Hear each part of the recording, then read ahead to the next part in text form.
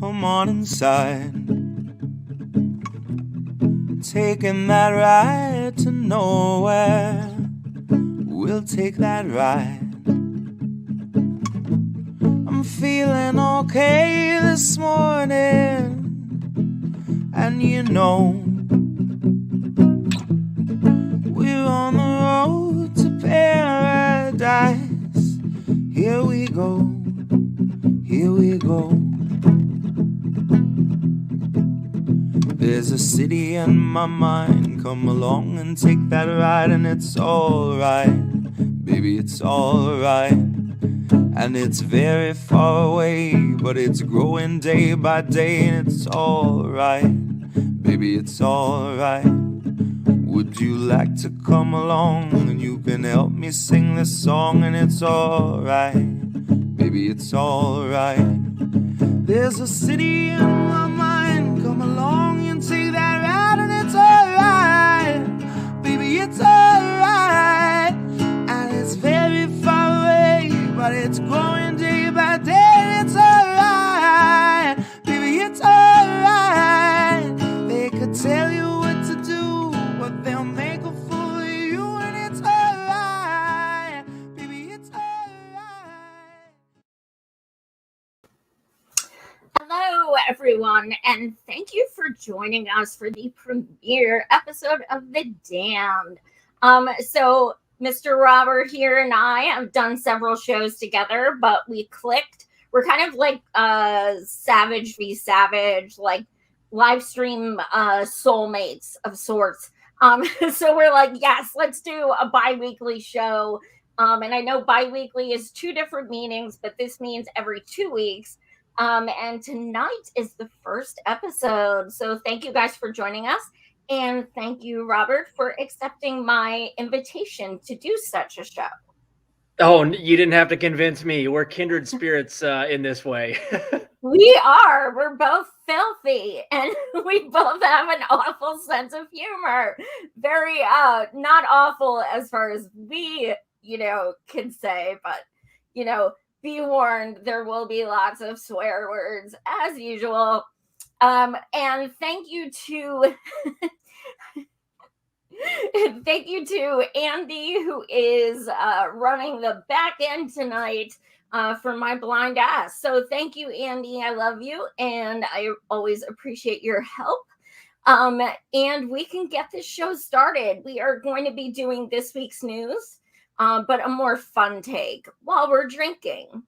And Robert told me he did get high as well.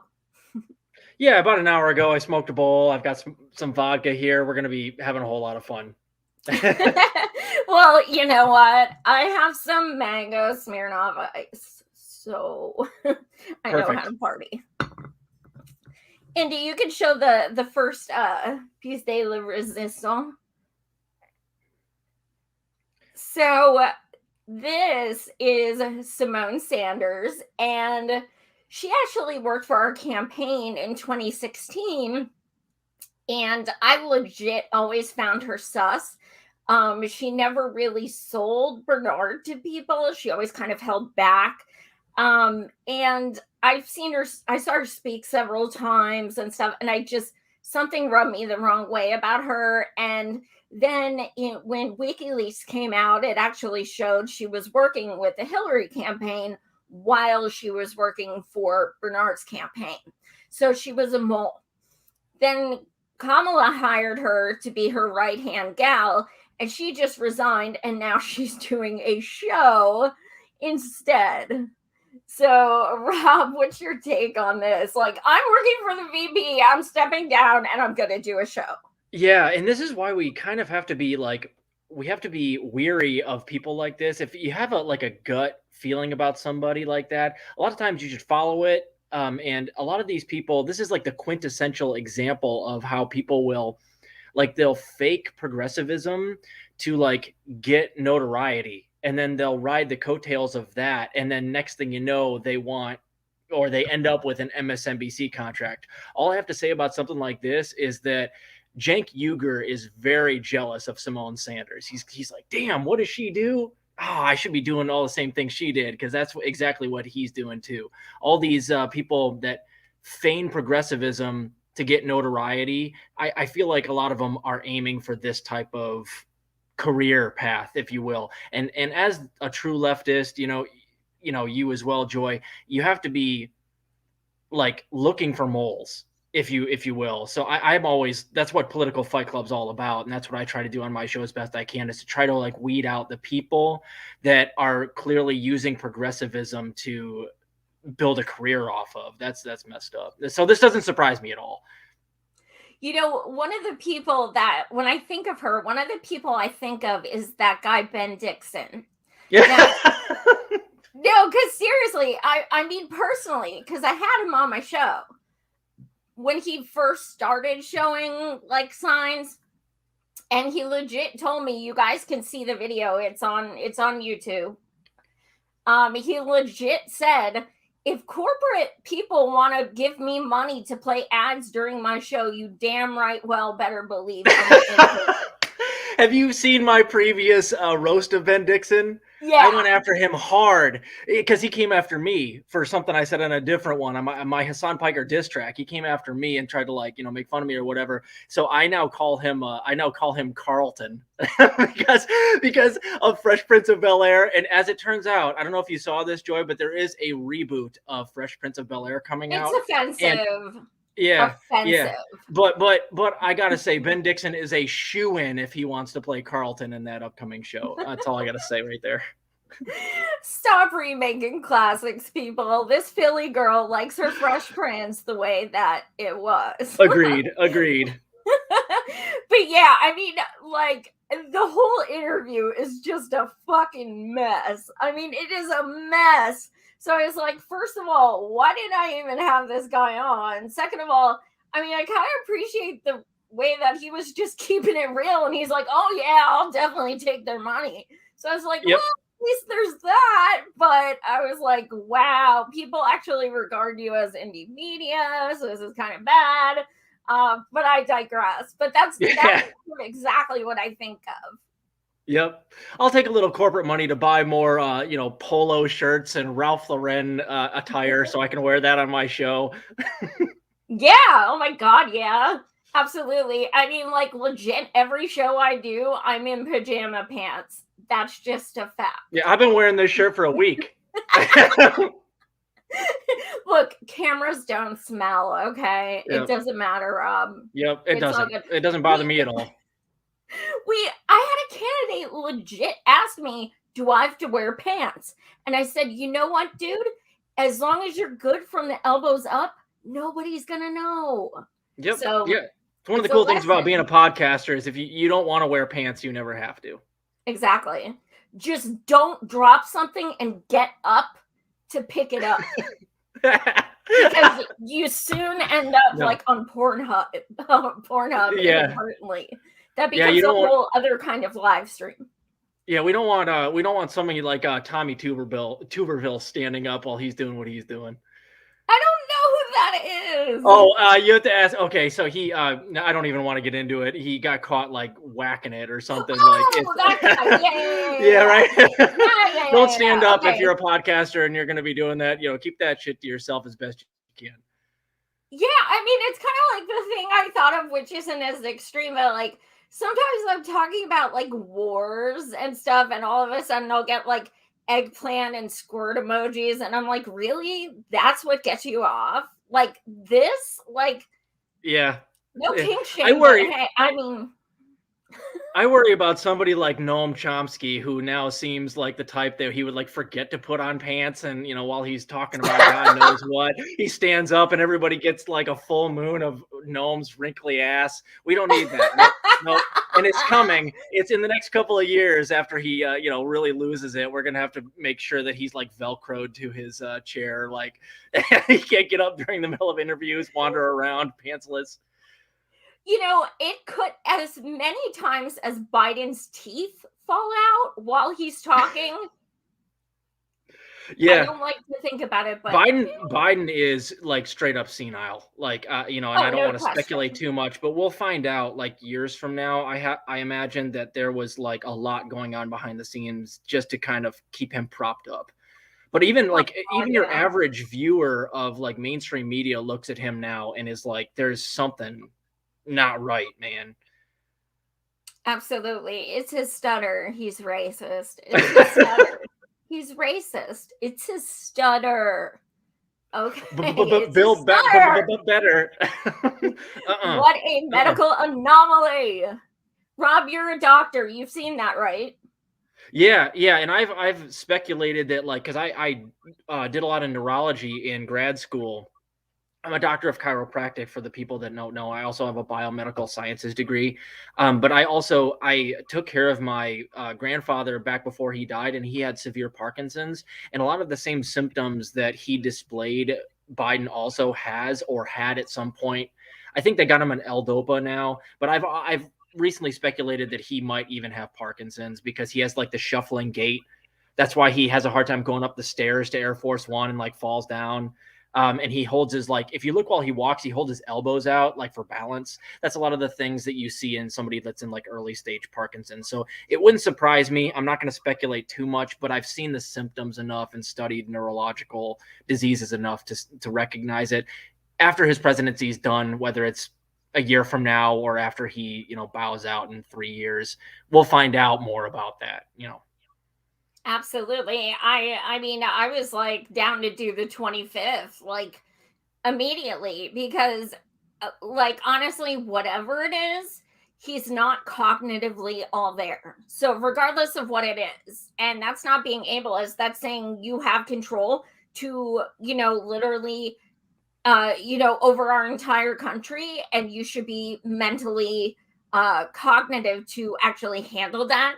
And his wife is just as bad because she's, it's elder abuse to be like, you can't remember what you say, you stumble over things you say, but I'm going to make you run anyway. And Obama even admitted he told him not to run. That's how I remember bad that. Yeah, I think they all kind of know what's going on. The only one who thinks he's president of the United States is Biden at this point. Everyone else realizes that like someone else is pulling the strings. He's just kind of this figurehead that goes out there and reads a teleprompter poorly. Poorly. But if I may make one more observation, it is weird to see like neoliberals spent 4 years talking about how Donald Trump was so incoherent and childish and dopey sounding. And then they'll flip immediately and talk about how Biden is like the soul of the nation and he makes so much sense. It's like, no. They're both incoherent. They're incoherent in different ways, where Trump sounds like he's kind of like stuck at age 13. He's like an adolescent boy. He's like uber cocky and like has no filter and says what he means and has that locker room talk stuff. But Biden, on the other hand, seems like he's like a 95-year-old man with like beta amyloid plaques building up in his brain. So it's a different kind of incoherence. But if you're the type of person that thinks that Biden is doing a good job and he sounds smart, but Trump sounded dumb, or vice versa, you're in your own world. Like they both, I think we can all agree, don't have it all going on upstairs. So, I mean, is it too much to fucking ask in this country for us to have somebody that has like a 12th grade reading level go out there and actually like articulate themselves like a normal person? I think it might be too much to ask in America. No, Pete Buttigieg, we ain't talking about you, okay? No. We'll get to him later. Oh, yeah, I'm sure. Sorry, Andy, we digress. That's probably going to happen a lot with us. Yeah. Yep. I told Rob today, and this is so true, he would be the perfect slumber party person, because I could feel like we would just stay up all night just sharing complete, like, useless, pointless shit about, like, what happened in 3rd grade. I could totally see that. Yep, I'm good with that. I'm an open book. You guys, any of the viewers, you want to know anything about me, just ask. I don't lie. I don't hold back. As you guys know, I think one of the things that keeps me afloat on YouTube, despite like a really bad algorithm, because I'm on the bad boy algorithm, is that I just don't hold back. Like I'll just let you guys know what I think. Hey, I can agree that I think that's why some people still tune in after almost 5 years for me. Yeah, they just appreciate honesty, even if it's brutal honesty. Yeah, that's the thing. I mean, you may disagree with me, but at least I'm a strong woman. Take that. That you are. Andy, you can give the next one. Okay, so the reason why I put this up here is because, well, as a lot of you viewers may know, I do have a true crime show, but also when I had Rob on before, I accidentally called him Rob Durst in the promo, in the live stream, and in the description of the YouTube link. And people literally were in my thread saying, why do you have a serial killer on your show? And I was like, oh my fucking God, I have seen this documentary 3 times. How did I get this mixed up? So I sent it to you, and did you even know, like, why? Like, do you know who this is? No, and I didn't. And then I read about a little bit afterwards, and I was like, yeah, well, whatever. People, I think, will look at the picture of me, and they'll be able to tell the difference. So I wasn't too, like, up in arms about it, but it was kind of funny. It's like, Robert Durst. Never heard of this guy. The only Durst I know is Fred Durst, lead singer of Limp Bizkit. But no, I heard he killed a bunch of people. So no, that is not me. That is not me. The only people, the only things I kill are the reputation of the boutique left online. I go out there and I pretty much just like lay waste to that. But I've never hurt anyone in real life. I'm actually a pacifist. There you have it, folks. Andy, you can show the next one. Okay, I thought you'd like this one for sure. So when the other Biden was running in 2020, he said, that pot is a gateway drug. He literally holds that position now. So Rob, do you want to read this? Yeah, it says GOP-controlled New Hampshire House votes to legalize marijuana possession and cultivation. And that is excellent news. I would love to see this he could, as president, he could use the executive order to just like legalize it. But, I don't know if we can expect that from Biden. So on a state by state basis, I think it's going to take over anyway, meaning legalization of marijuana. I think even GOP controlled states are now seeing that it makes sense financially because you can tax it so much. So I used to live in Colorado, and it was pretty cool. Like the law there was that you could, at least a couple of years ago, you could grow up to 6 plants on your own, which I actually did.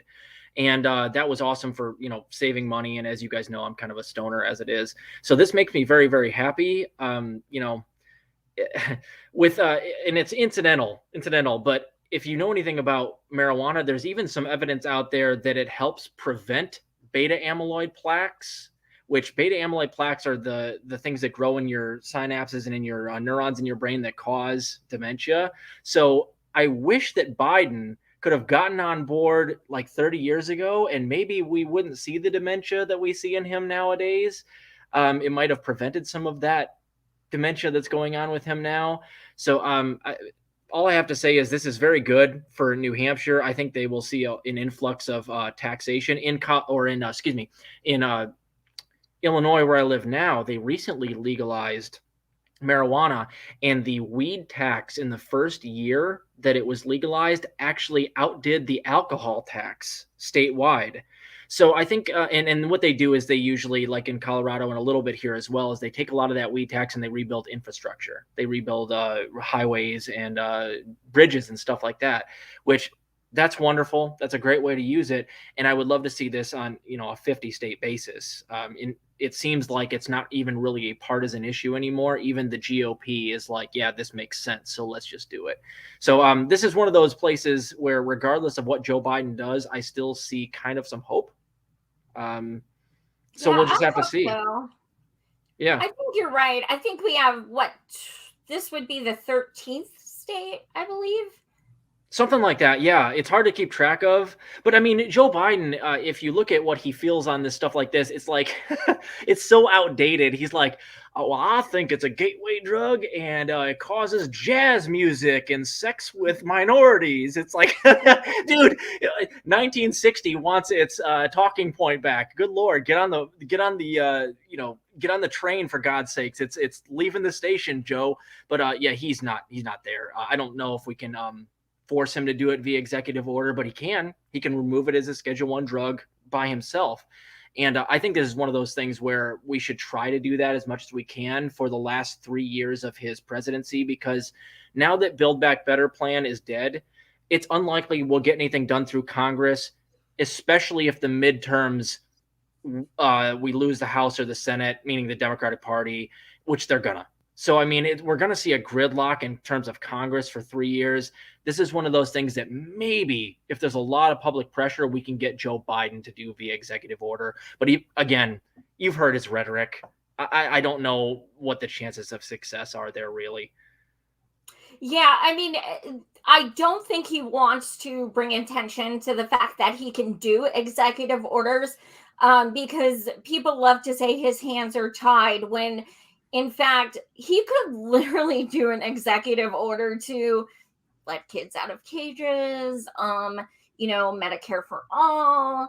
The other thing about this that I want people to understand that is that medical marijuana is not even legal in some states. Literally, cancer patients and parents of kids with cancer or other disorders who find that this, helps their systems or their symptoms, they have to move out of state because they're risking prosecution for trying to help their loved one. So that's a huge issue as well. But also, how many black and brown people are in prison for this fucking shit? You make this legal, then guess what? I mean, what?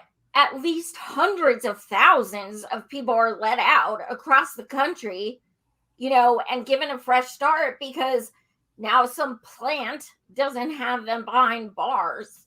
I mean, right. It would change our country, hands down. Yeah. And I think the actual numbers are like 400,000 to 500,000 people are behind bars for nonviolent weed-related offenses.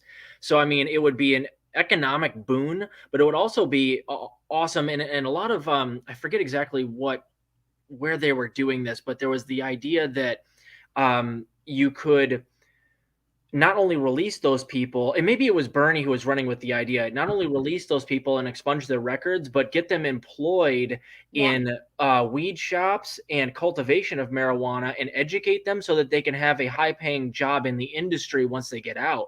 And I'm fairly certain that was Bernie that ran with that idea. He wanted a federal job guarantee, and he said they should have even a stipend to start their own. Exactly. That's a fantastic idea. That's a fantastic idea. I would love to see something like that happen. I'm not sure we will see it, and certainly not without a tremendous amount of outside pressure. Absolutely. Andy, you can go to the next one.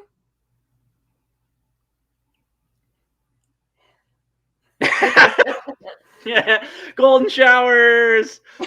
And that's exactly what they want you to do. They're pissing in our faces and telling us that it's rain. And it's frustrating too that people will stand for billionaires that are like the PMCs of the world.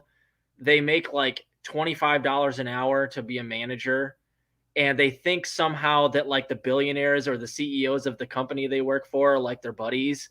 And they will talk down to and treat everyone below them who makes $10 an hour as if they're nothing, as if they're closer. And that's America for you nowadays. It's I think George Carlin's old adage is something like, they use these people to keep the impoverished and the working class in line by convincing them that one day you can be a billionaire. You can be like me. You can be part of the big club, but they're just really just tools. Absolutely. Yeah. The next one, it was something you wanted to talk about. Kind of goes with this. Trigger warning. Oh, yes. I found this little thing here. I don't don't know what it is, but it looked like him. And I was like, oh my God, I'm putting that next to it. I don't know what that is, but it looks like him. Yeah, I also have joked that he kind of looks like Elmer Fudd if he weren't a cartoon. Like that's what Elmer Fudd would look like. Like, look at me. I've got a, Kim Kardashian looking model at my hip. And look at how he's dressed, man. Like why are you dressed like that? All of the billionaires, if you notice, they all kind of dress like children. Like you have all this money and you can dress however you want to, but none of them ever dress to be comfortable. Exactly right. Why do they all dress like? Why is he dressed like Elton John? Like I don't understand. Who's telling you how to dress? It's so weird. The only one who dresses like semi-normal is Zuckerberg, because he just wears like normal tees. But have you ever seen the way that Zuckerberg stands? Like when he's upright? As a chiropractor in real life, it's hilarious to see me. He's like all the time walking around. So he still, no matter what he wears, he still looks like a cyborg. So I don't know.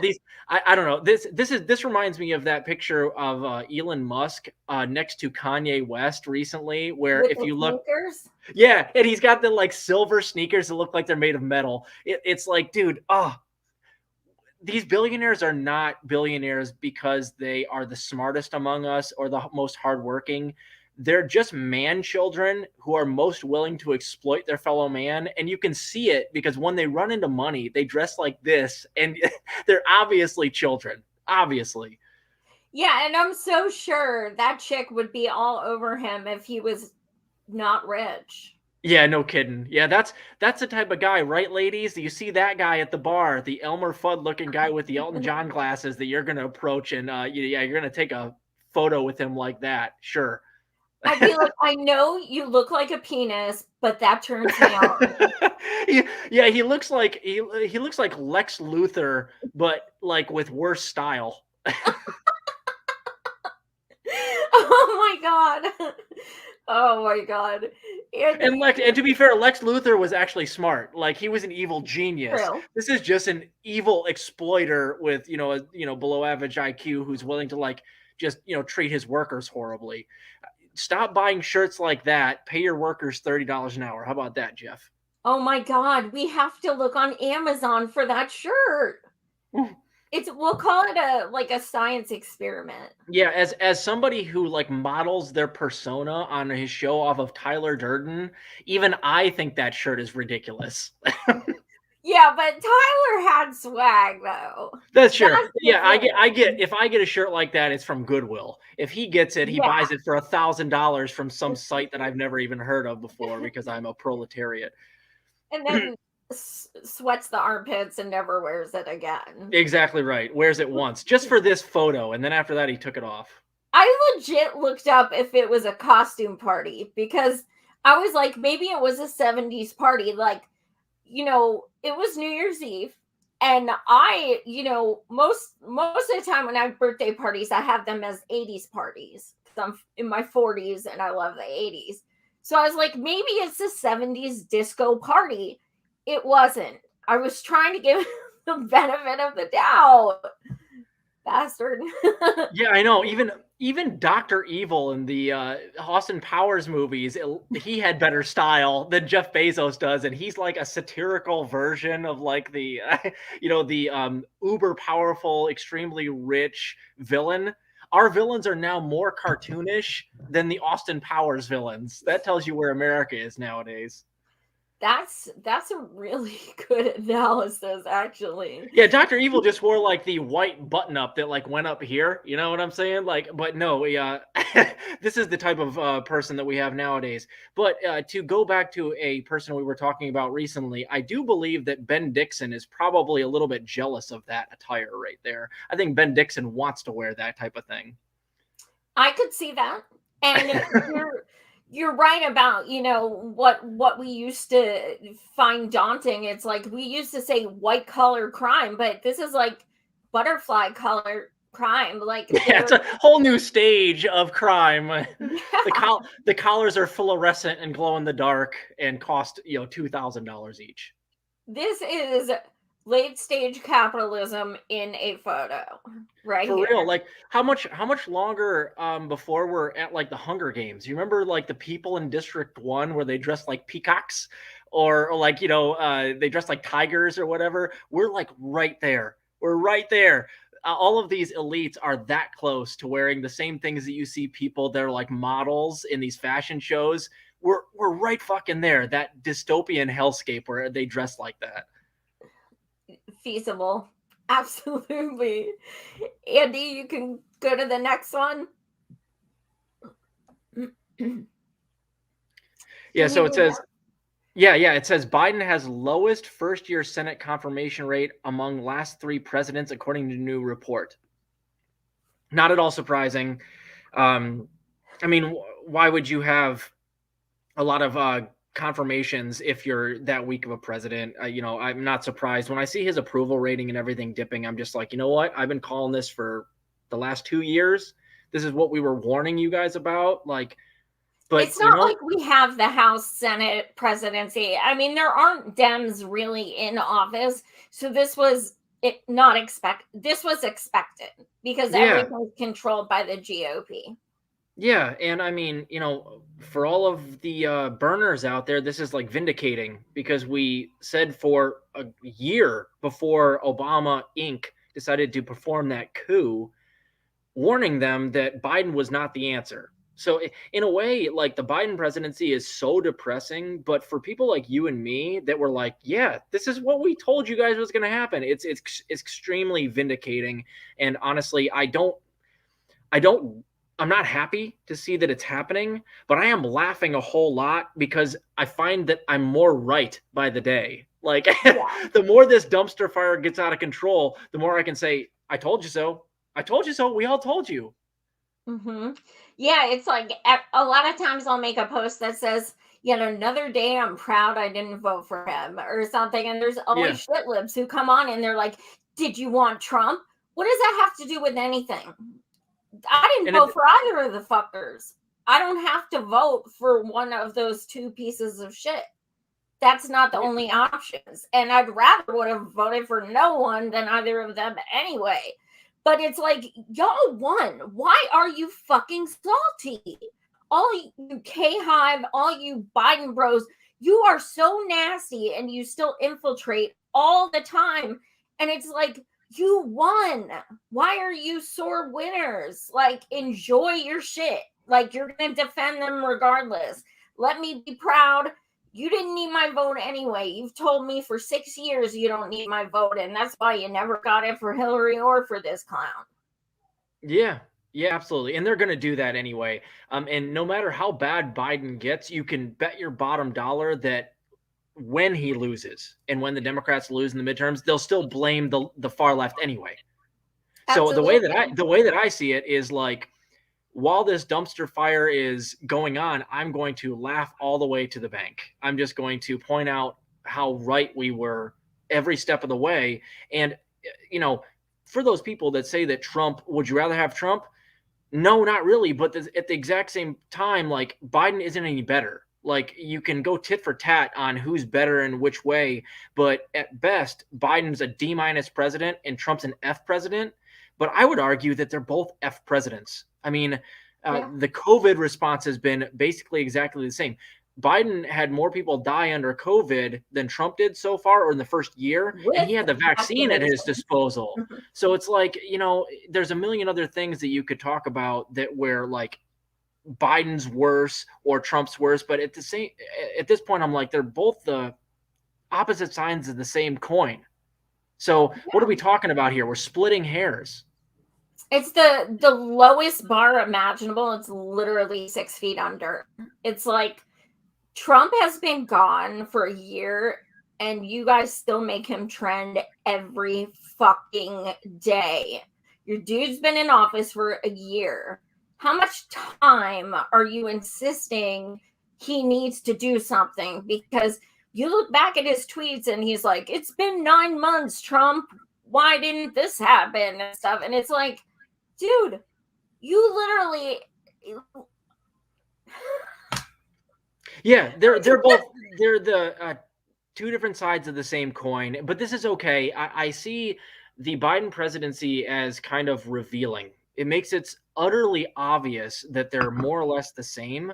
Now, here's the thing though. Trump actually did run on a populist message, so he still maintains the base of the Republicans for right now. So he's still popular. Right. Biden, on the other hand, does not run on populist ideas from the left perspective. So in the end, Biden arguably will probably be less, he'll have a lower approval rating than even Trump did. But that makes people like me and you all the more right and correct in our prediction that Biden was never the answer. So it exposes these K-hivers and these shit libs for not having any foresight whatsoever, for being status quo defenders, and worse than that, they have zero populist message coming from the left. So Biden in the end is going to be an embarrassment for the Democratic Party.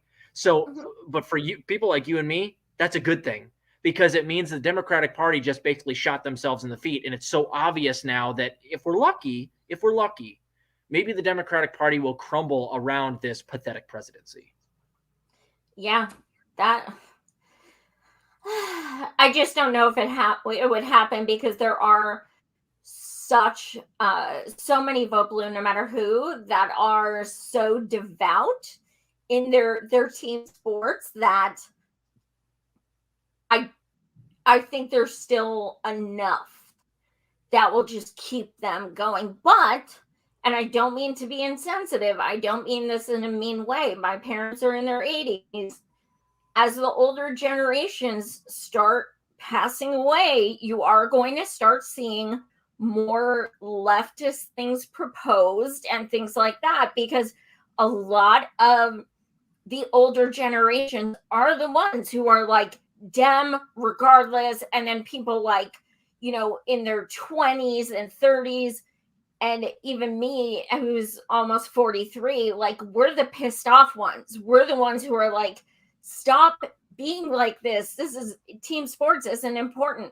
And I think that's probably what it's going to take, is for the newer generations to kind of counteract as they get older, just to kind of keep evolving. Yeah. I think we talked about this before.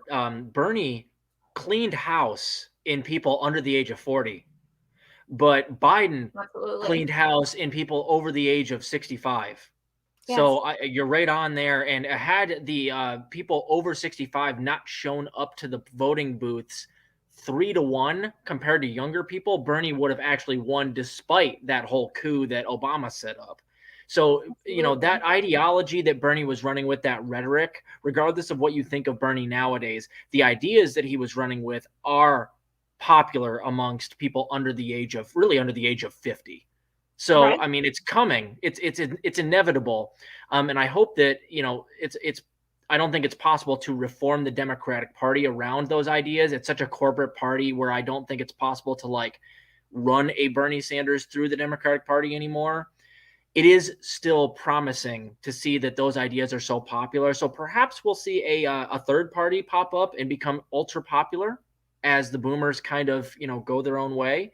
I don't know if that's going to be the case, but I think that that's probably highly likely. So that's promising to me. And as far as the people you're talking about, that like there's so many vote blue no matter who and team sports people in the Democratic Party, you're right, but Biden is so embarrassing and his presidency has been so anemic. It's difficult to defend him without looking clownish nowadays. So that's actually a good thing for us, because they can go out there and defend him all they want, but any rational human being that sees your defense of Biden at this point has to go, really?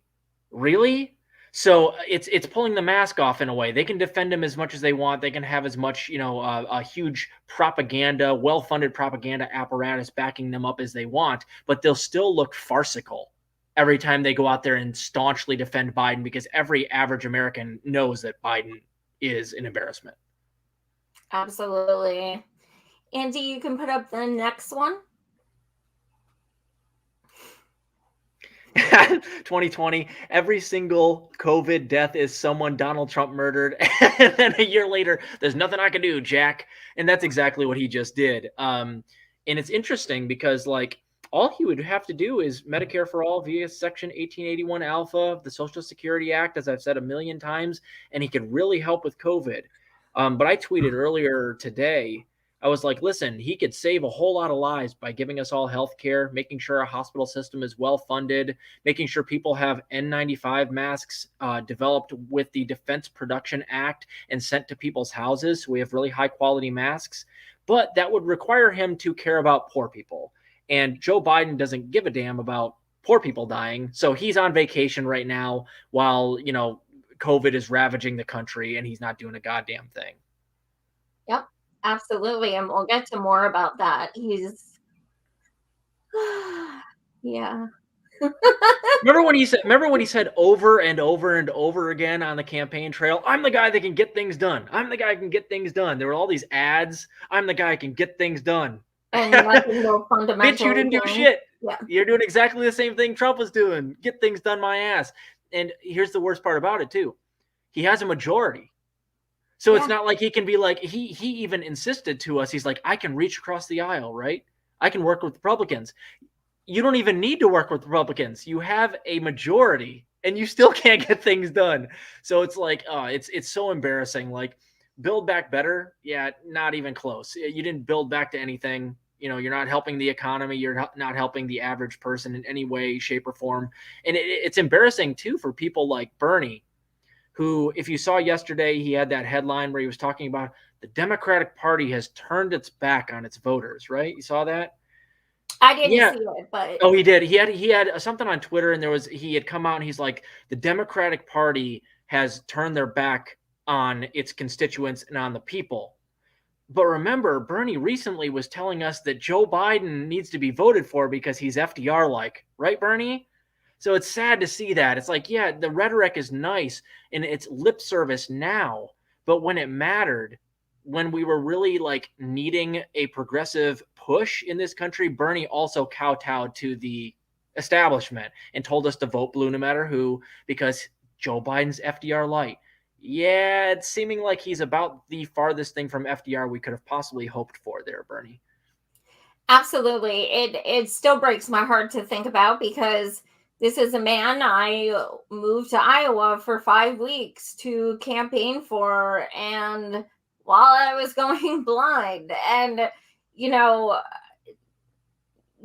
3 degrees out, knocking on hundreds of doors, making thousands of phone calls, not knowing anyone there, I gave up everything to go do that, and I don't regret it, because it taught me like how much stronger I am than I thought I was.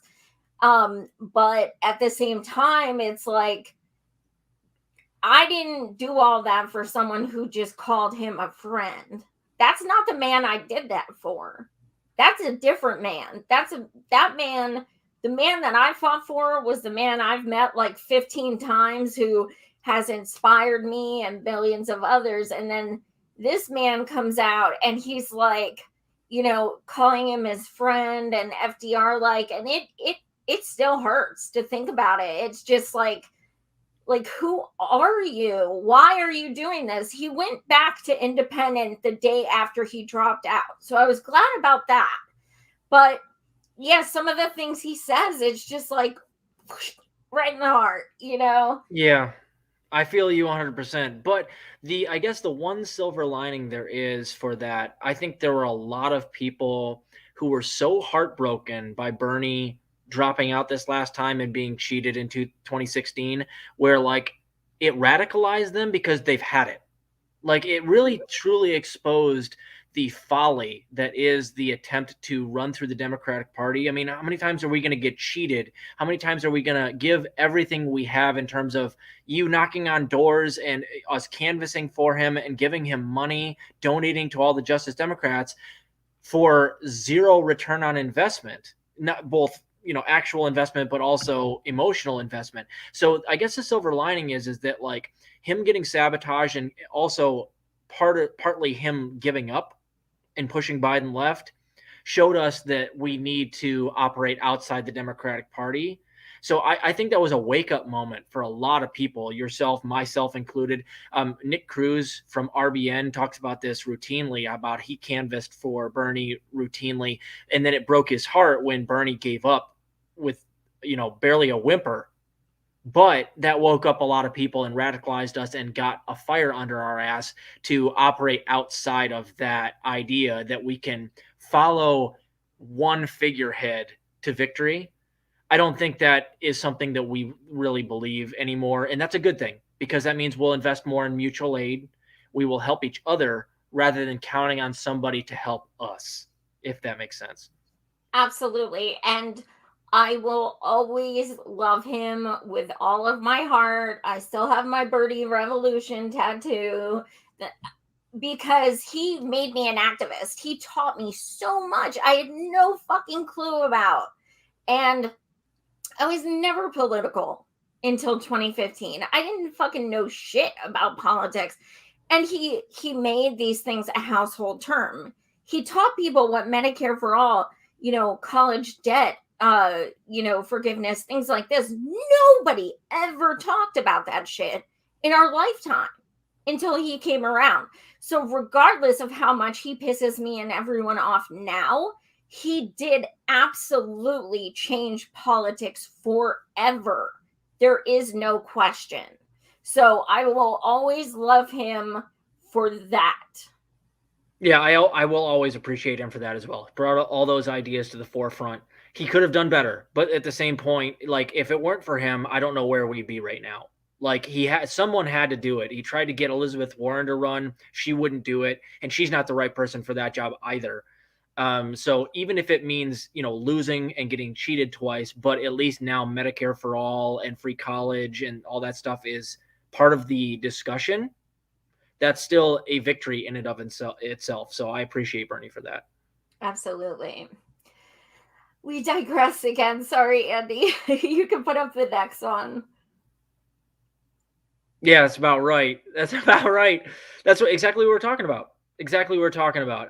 Aren't there more deportations, more kids in cages? Biden over 50% more, actually, according to an article I shared last week. And that's not a small amount. That's not a small amount. But where is AOC crying with her hands between the chain link fence? You know what I'm saying? Where has the squad been to call out Biden on things that they were previously horrified by when Trump was doing them? That's the question I have. Yep, absolutely. I always tag people like her in, things about ICE and stuff like that. And I'm like, where's your abolish ICE at, girlfriend? Like, yeah. But I mean, I've had AOC on my show and met her a few times and stuff, but I guarantee she doesn't know who I am. So she's not going to see it, but it just makes me feel good to be a bitch. Yeah. I don't make my videos insulting all of these people because I think they're going to watch them. I do it because it makes me feel better. It's my therapy. Exactly. But you know what? When they do see them, when some of these bigger content creators do see my videos, they get very mad, which I love. That's what gets me up in the morning, knowing that I can piss off some people that, have 100 times my subs, and I can still be on their radar because I'm so insulting. I'm so incendiary towards their, bullshit Democratic Reformation ideas. Those are the types of things that get me up in the morning. Yeah, nothing wrong with that. You shit stir. I know. Andy, you could go to the next one. Yeah, right. Is that Kamala Harris? No, that's Dick Cheney. But the Democrats, as we have seen recently on the floor of the Senate, are just fine with Dick Cheney. Yes. Let's not forget that, like, Dick Cheney is directly responsible for more deaths on this planet than COVID because of his Iraq war involvement. No. As Nancy Pelosi says routinely, we need a robust Republican Party in this country, right? Yep. Well, as my post said, I guess the other day, it was last week, You know, Dick Cheney does deserve to be praised because anyone who can shoot their friend in the face and make them apologize is pretty fucking awesome. Yeah, I almost just spit out my drink. Hell yeah. It's I remember that hunting trip thing where he ended up shooting his friend. Yeah, I mean, that was kind of fucked up. And it's a tribute to how dumb he is. But my man was literally running the country for 8 years, basically using George W. as a, you know, the dopey figurehead to take all the flack. And he is responsible for like over 1 million deaths easily. Yeah, and Bush, they're trying to rehabilitate. So yeah, I and mean, they'll try to rehabilitate Cheney as well. And you're more Trump, likely. give it a decade. Yeah, you're actually, I think, more likely to see in the future the likes of the Squad and AOC running with the narrative that Dick Cheney and Bill Kristol and George W. are okay people in real life, but you'll never see them, talking about Mike Gravel, right? You'll never see them coming out, and that's a little bit telling, isn't it? Because there's a huge difference between those people, and you would think that somebody that's a progressive would be all about, eulogizing Mike Gravel, who cried on the floor of Congress reading all of the Pentagon Papers, right?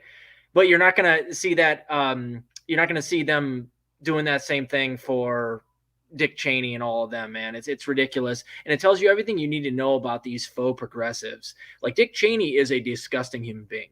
Like, who's next? Are we going to be talking about if John Bolton or Mike Pompeo bites the dust here in the next couple of years? Are we going to be eulogizing them the same way on Twitter?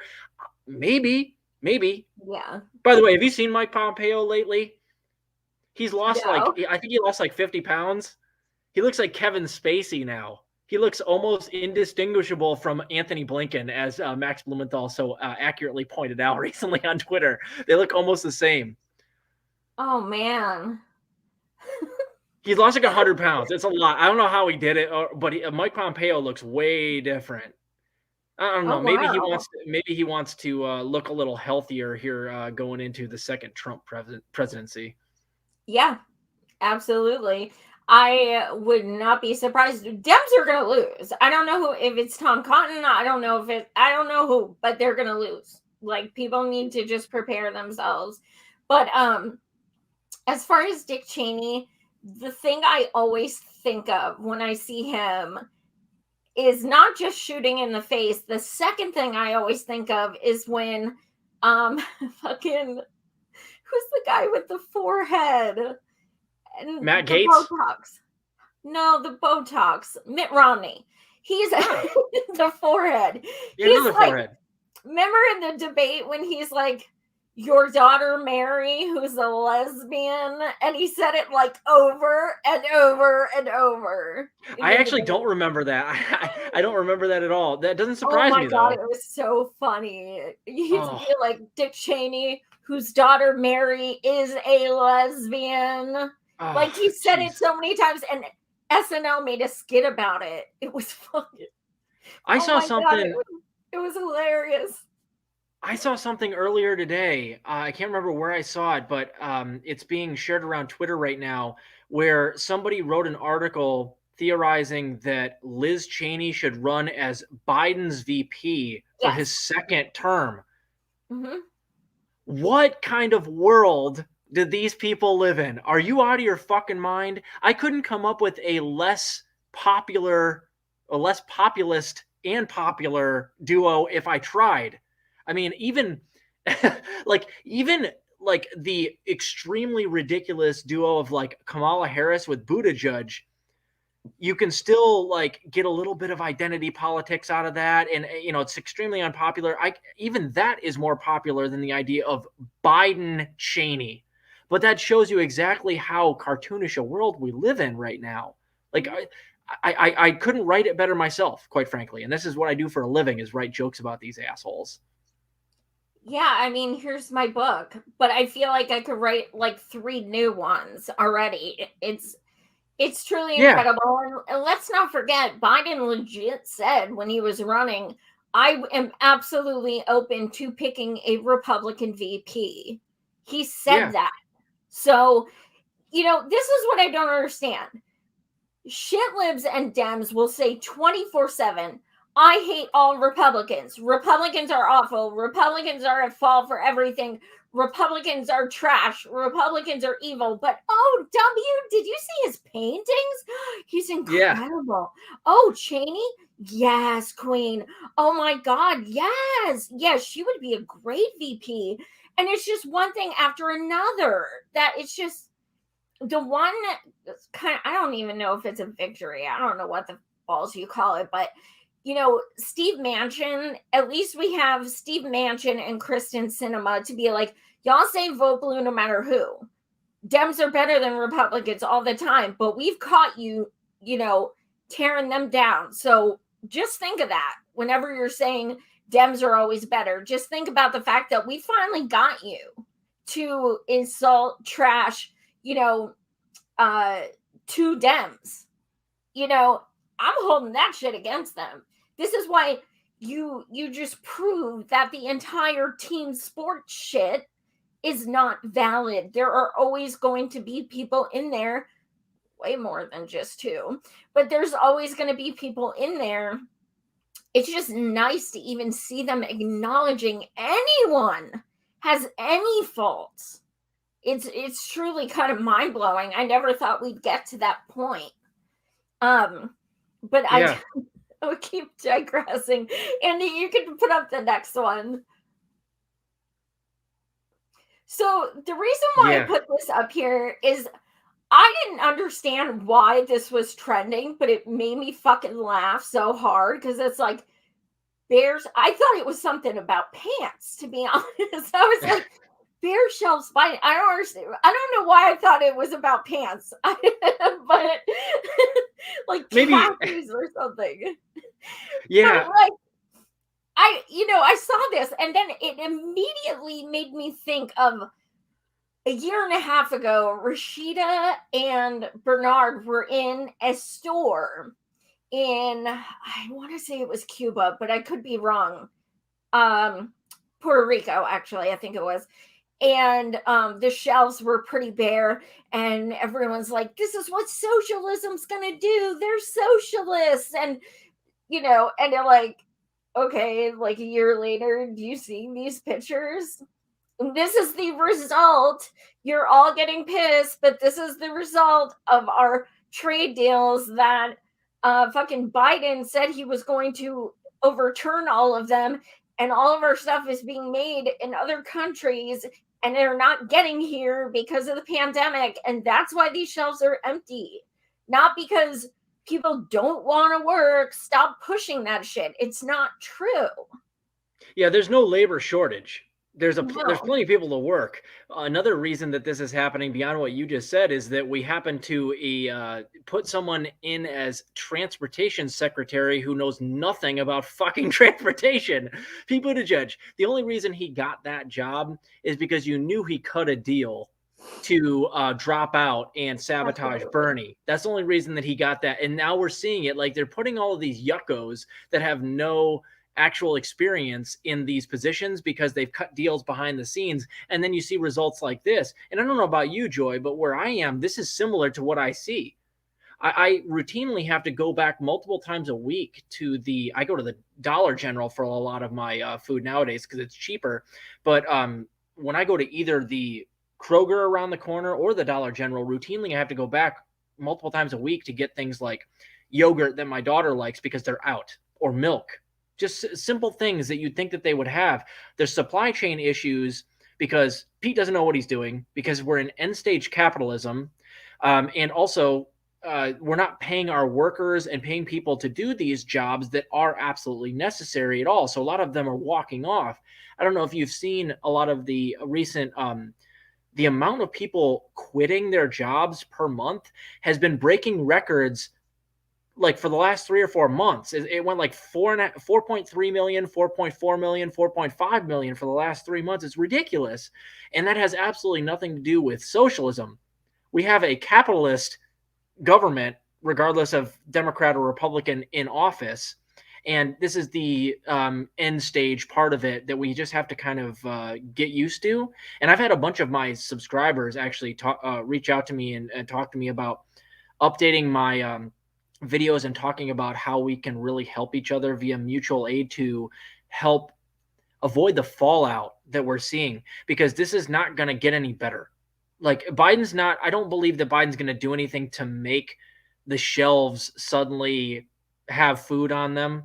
I think we really need to focus on mutual aid, because we can see with our own eyes now the repercussions from capitalism. And we are in the end stages here. It's going to be 2 to 7 years before we see the entire collapse of our system. And we're starting to see things like what you just put up on the screen as like the first obvious things that the average Joe can see that there's something wrong. So that sucks. But at the same time, hopefully it'll be a catalyst that makes us realize that we need to help each other, because that is what the next step is. So, if the supermarket grocers aren't going to feed us, we probably should help feed each other. Absolutely. Support local farmers. Fuck yes. 100%. Farm to table restaurants, all of that. Absolutely. Yep. Andy, you can put the next one up. Funny. Look at that crew cut from David Pakman. Look at him looking all suave. I was actually thinking it was Ryan Graham. Yeah, it could be either one of them. They're almost indistinguishable at this point. The only way you can tell the difference between Pakman and Grimm is that Grimm's voice sounds like Ben Stein in Ferris Bueller's Day Off. Well, Ryan Grimm has attacked me publicly numerous times, so me too. I guess that's the one difference that stands out to me. Yeah, he's come after me too, which is, for you guys know, and yourself, Savage, that's a badge of honor.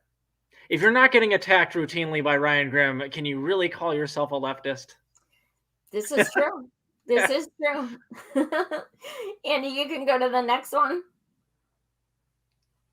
Just another one. That's perfect. That's exactly right. That's exactly right. I want to get that blown up as like a painting and put it on my show over my right shoulder, where I exchange all of the art pieces. You could do that for sure. Get a green screen and I'll make you a slide. Yep. You could add a third person in there. It was like a 3-way, and it could be Republicans, Democrats, and the boutique left, because that's really what we're doing. Yeah, you know what? You are so right. Absolutely. Andy, you can put the next one up. Let them work sick. Yeah, ain't that the truth? That's Marie Antoinette. Let them eat cake from before the French Revolution. For all those history buffs out there, that did not turn out so well for the oligarchs. And I think that's probably, I don't think that necessarily that's what we're heading towards, but there's going to be some sort of revolution in the future, violent or non, but it's going to take some sort of like straw that breaks the camel's back. And I've been trying to figure out what that straw is. And COVID seems to be, whether it's vaccine mandates or just, the way that they're treating the sick, or the way that they're forcing people back to work during the pandemic, or refusing Medicare for all, one of those things could be that straw. And I'm actually kind of hoping for that, because I'm sick and tired of watching them like destroy poor people in this country. So I'm just kind of hoping that in the next year or so that the Biden administration will be so callous and disregard the proletariat in such an egregious way that it'll catch, and it'll cause like a really big protest movement similar to Black Lives Matter, but bigger than that even. We can only hope, because this is exactly what they're doing to us right now. Absolutely. I saw an article today, and Ron did a live stream that he sent me on it. Red Lobster is making their associates work sick as well. So it's Starbucks did it, it is about the dollar. It is. I mean, this isn't a revelation. It's truly, you are a dollar sign. That's all you are. You're expendable. And it's so sad when people don't realize that they are worth so much more than just money and production. Yeah. And this is why I'm Marxist, because I believe that people have so much more human value, you know. And this is one of those things that I think even to the average Joe American that isn't really into politics, even they can see like the sociopathy involved with a move like that.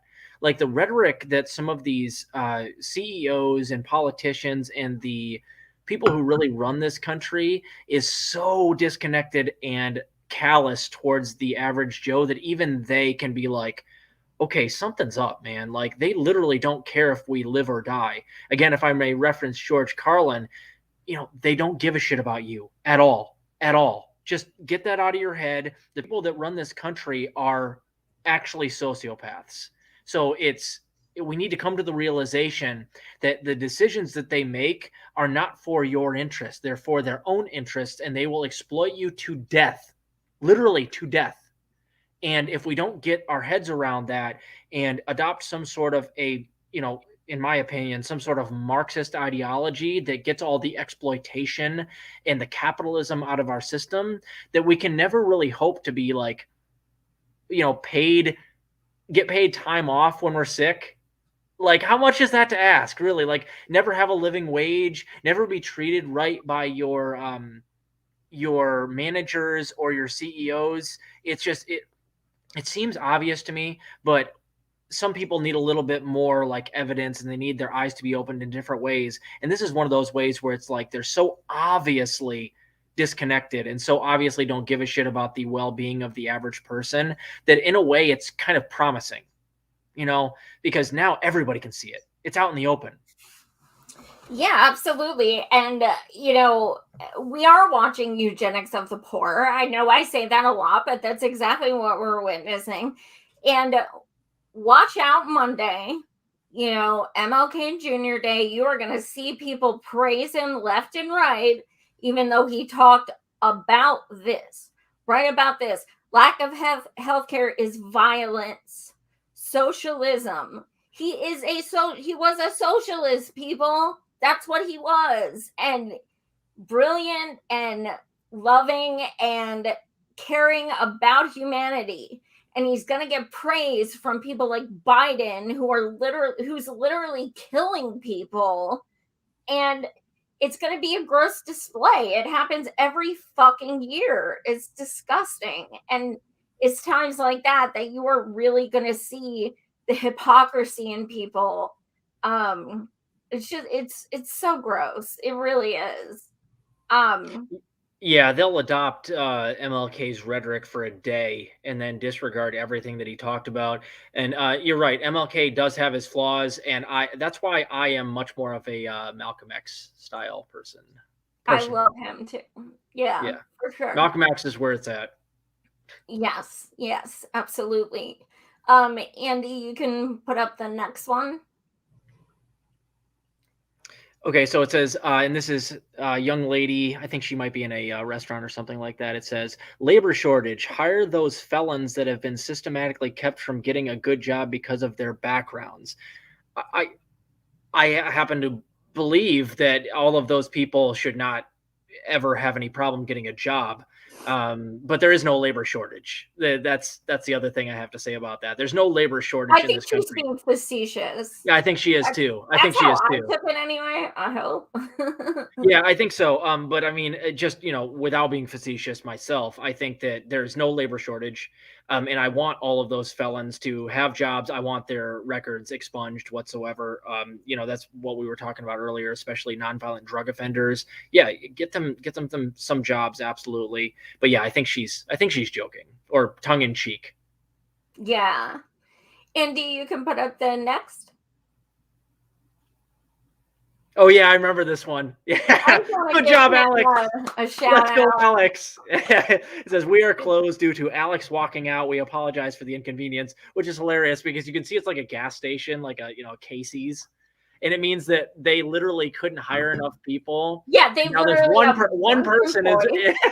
one person is responsible for keeping the whole thing open. So it's all in their hands. It was all in Alex's hands, and Alex, I don't know, somebody came in and rubbed him the wrong way, or he realized his pay wasn't enough to put up with, like, you know, going and plunging something in the bathroom, or, you know, doing something else that he didn't want to do, and he's just like, yeah, fuck it.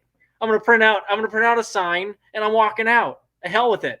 And I love that stuff. I hope that more people decide to do this, because the more people we have walking out and striking and just saying basically, like, you know, F you, corporate masters, I'm not going to work unless my conditions and my pay are worth it, then we have like a soft general strike going. You know what I'm saying?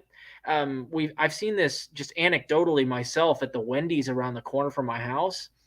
A whole bunch of people walked out there, and I went, and they were closed, you know, for a while actually, and they had a sign similar to this that said basically, we walked out, don't want to deal with it, our pay wasn't high enough. I used to see up on their sign that they were hiring for something like $10 an hour a year ago. I recently saw on that same sign, now they're hiring for $14 an hour. So this is just, you know, labor flexing its muscle. And, you know, God bless you, Alex. That's exactly right. Don't go back to work unless they're willing to pay you a lot. You're worth it. You're absolutely worth it. And it's like, you act like I'm expendable, but me, myself, and I caused your entire place to shut down. Yeah, and they lose a ton of money because they're not treating the workers right, which is exactly right. That's exactly what they fucking deserve. Absolutely. Like, am I really that expendable, bitch? Yeah, right. If you had to shut down and, you know, take a week to find somebody to replace me, now they probably have other employees, but like, it'll take you a while to replace me. So maybe next time think twice and give me what I'm worth. Yeah, absolutely. Andy, you can put up the next. Okay, so this is Julia Hava. I don't know who that is. Joe Biden says, I have hidden 5 rapid tests in the chocolate bars across the country. The winners will receive a full tour of my factory as well as a lifetime supply of chocolate. Right. The White House actually came out with this. It says, the second thing I want to mention is many state and local governments and healthcare providers are passing out free at-home tests that you can pick up. Just find out where they are. And if you saw it, Joy, and I think you might have even tweeted about it, I can't remember exactly. But you did. You have to have insurance to actually get access to a lot of these things. And a lot of those insurances, like, they require you to pay out of pocket, and then you have to track down your insurance company to get them to reimburse you, which, you know, is going to be an awful fucking chore that is going to be almost impossible for anything or for anybody to actually do to get reimbursed for their testing. Is there anything more Joe Biden than this? Like, well, this, but also the fact that he was already supposed to send us all free tests in the mail. Exactly right. That on top of it, yes. And that's what I was trying to explain when he was like, there is no federal solution. It's like, that means sending out tests. That means, you know, putting student loan payments on hold. That means stimulus. That means anything he is supposed to be doing. Now he's like, you know, go to your insurance companies. There's over 50 million people who aren't insured, you dumb twat waffle. This is, I mean, it's just fucking crazy.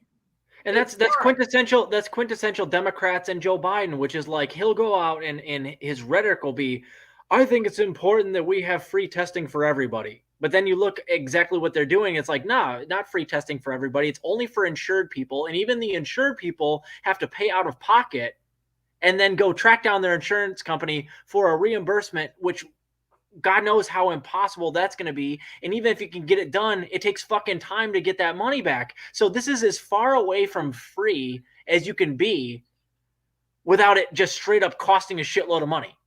And that's exactly what the Democrats do. It's empty ass rhetoric. It's all lip service. And as soon as you look into the details of how they go about this, they're leaving everybody without insurance to fend for themselves and to pay for this out of pocket straight up. But the thing you have to realize is that the forms for reimbursement do have BLM and rainbow flags on them. Yeah, right, exactly. It's there is some good in there. Oh, that does make me feel so much better. Yeah. Warm and fuzzy inside. Andy, you can put up the next one. Oh, Andrew Yang. Oh, yay. Here we go. So Andrew Yang tweeted, "The fact is, the Dems should have let Bernie and Hillary go at it fair and square in 2016, which Bernie probably wins, and Bernie probably beats Trump in 2016. The Democratic Party sometimes has very anti-democratic impulses." Yeah, no shit. The most anti-democratic thing they did in that election has nothing to do with anything other than they literally cheated Bernie, which we know now via Donna Brazile and the Podesta emails, where there was like this whole op, not only feeding Hillary Clinton the debate questions beforehand, but going so far as to allow the DNC and Hillary Clinton to basically like pre-screen any press releases about Hillary Clinton to make sure there was nothing like that could be misconstrued as bad. So they were literally like screening the media coming out about them beforehand. And a lot of journalists were not allowed to print what they wanted to about Hillary Clinton if it happened to be like putting her in a bad light. So, I mean, Andrew Yang, he drives me crazy nowadays. I actually thought that there might be some promise in him when I heard the original UBI arguments, but the more I find out about him and the more he comes out with stupid shit like this, the more I'm like, no, there's absolutely no future for him whatsoever. And the Forward Party, by the way. Oh, we're getting to that. Okay, yeah, sure. That's just an op. Andy, you can go to the next one. This is a continuation of this. Yeah, so this is the next one. Do the failings of the Democratic Party have something to do with the rise of Trump? Sure. Will they change tax in 24? Probably not. Now, he's probably right. He's probably right there. But I mean, he could be so much more vocal if he were to just come out and be like, dude, they've been cheating Bernie nonstop. You know, come out and be honest about the ways that they are literally taking away, you know, voting rights and rigging things via. I was talking to Frankl about this yesterday. Remember Shadow Inc., the program that Pete Buttigieg literally was involved in? Iowa. It was used, right. It was used for counting votes in the primaries. So it's like, it's straight up, there's no integrity left in our elections whatsoever. So just come out and say it. Just come out and say it. I'd have more respect for you, Andrew, if you were just to come out and be like, yeah, there is no more like democracy. And that is thanks to the Democratic Party. I think he is. People who watch my show know, like, I literally loathe this dude. But, you know, I think this set me off for several reasons. Number one, if he won in New York as, you know, the mayor, he'd be a Dem right now. So how pissed is he really? Second of all, he endorsed Biden instead of Bernie, not after Bernie left, instead of Bernie. So how against Dems really are you that you endorse the quintessential establishment Dem over this person that now you are acting like you're aligned with? Fuck you. Fuck your buyer's remorse. Fuck all your fraud bullshit, trying to get followers. Just fuck you, dude. Fuck you. Yeah, it seems like he might see the writing on the wall and understand that being connected with the Democratic Party nowadays is actually like bad PR. So I think that might be why he's trying to distance himself. Totally. But right here, do the failings of the Democratic Party have something to do with the rise of Trump? Not just the failings. Let's not forget that Hillary Clinton literally, because we know because of the Podesta emails, they did the Pied Piper strategy to elevate Trump. So it wasn't just that like their failings promoted Trump. They literally themselves tried to run PR to elevate Trump because they thought he and Ted Cruz were easily beatable. So it's worse than he even admits right here. So it's, you know, you're right, though. I think that he does have buyer's remorse. I think he realizes that if he wants to have any like aspirations to run again, even if it's within the Democratic Party, he has to distance himself and not seem as an outsider. And you mentioned it earlier in his mayoral race. It seems obvious now that he absolutely is an insider. So I think he realizes that he messed up. he messed up in running within the Democratic Party and not just being outspoken as an outsider the entire time. So now he's like backpedaling.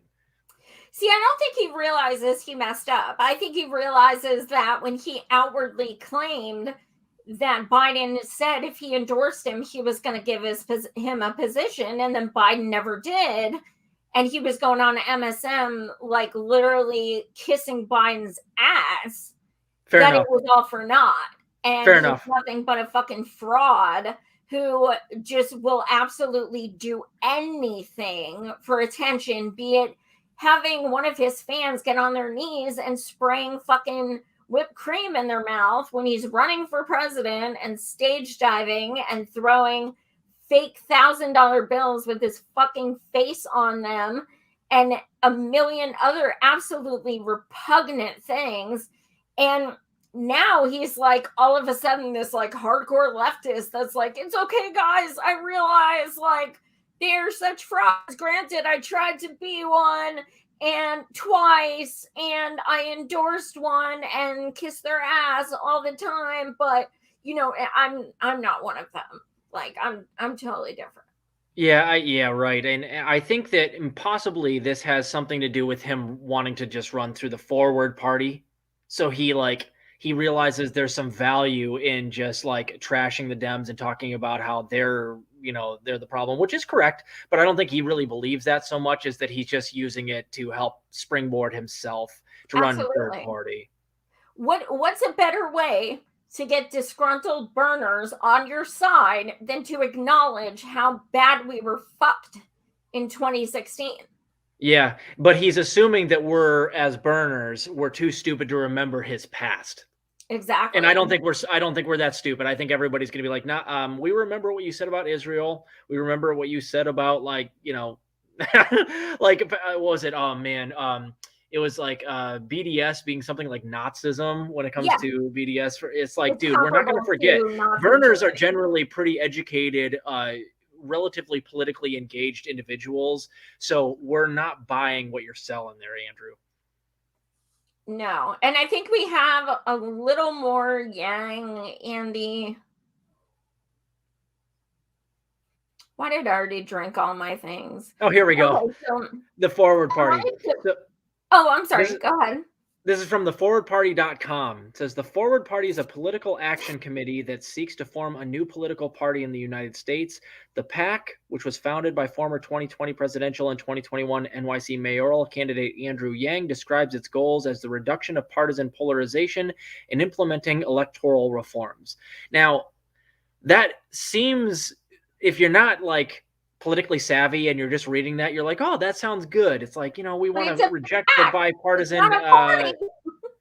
But this seems similar to me, like the rhetoric that Matthew McConaughey was coming out with when he was like stoned off his ass during all of those interviews, where it's like, hey man, all I gotta say is we really just want to be one, and we really want to like get rid of the ideals that have to do with partisan politics, man. Like it really just seems like so it's like this weird hippy dippy thing where it's like the verbiage seems good, but if you know anything about Andrew Yang, it's like we already know that you're not for rejecting partisan politics. You've run as a Democrat multiple times.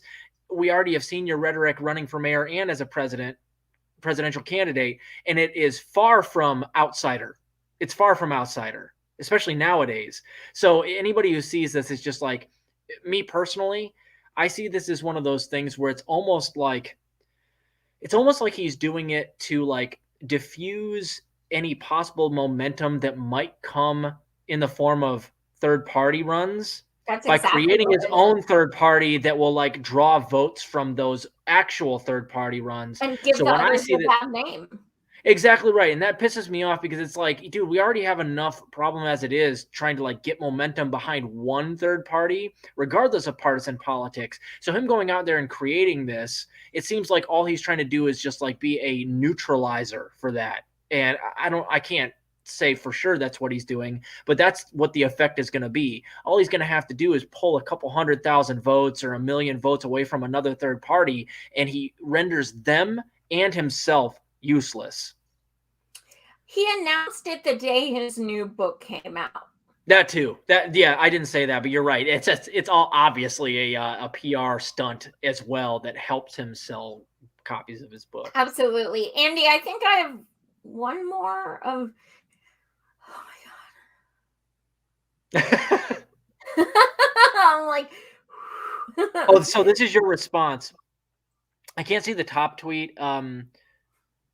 But it says, nice try at the rationalization. It was not mathematically possible. He didn't have to endorse anyone. He could have waited until Biden was the only one left, but instead he was kissing his ass on corporate media and saying Biden was giving him a place in his cabinet. He got played.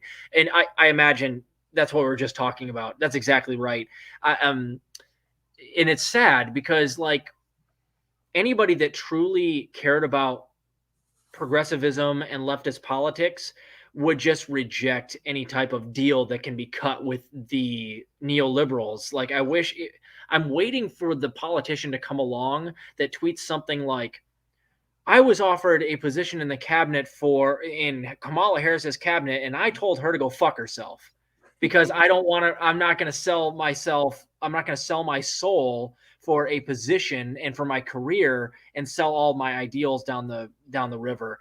But yeah, I mean, that tells you everything you need to know about Yang and exactly the reason why we should never consider voting for him, his dumbass forward party or whatever.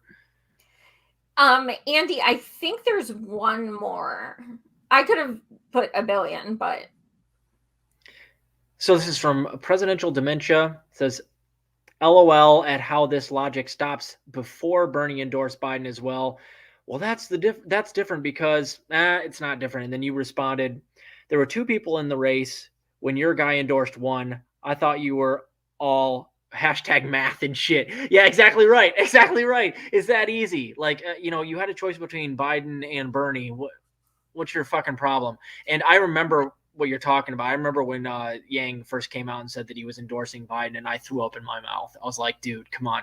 Bernie could have really used at that point in the race Yang's and Elizabeth Warren's endorsement. Had that happened, the outcome could have been quite different, but they didn't do that, did they? The thing about Yang, two things that just infuriated me even more was that when Bernard announced his running in 2020, Andrew Yang made a big old post. I am so glad you're in the race with me now, blah, blah, blah. You inspired me so much in 2016. 2 days before he dropped out and endorsed Biden, Yang was asked, if you dropped out, who would you want your fans to vote for? And he said Bernie. He said that in an article. I have it. Then I want to say it was the night that he dropped out. In his speech with his fans in the room, he said, one of the highlights of this campaign was seeing Bernie Sanders walk up to me and shake my hand and say that he thought I was a good guy or something or other. And he starts getting choked up as he's saying this and says, Bernie's one of my heroes. I love him so much. And hearing him say he knew who I was and he liked me was just overwhelming. And then that fucker ditched him and endorsed someone else. So is he really one of your heroes? Do you really want your people to vote for him? You're a fucking liar, dude. You're a fucking fraud. It's that simple. That's the kind of shit. Like, you want to endorse Biden? Fucking endorse Biden. But don't be like, oh, but Bernie's my hero and I want my fans to vote for him. But yeah, sorry, I'm going to, endorse Biden anyway.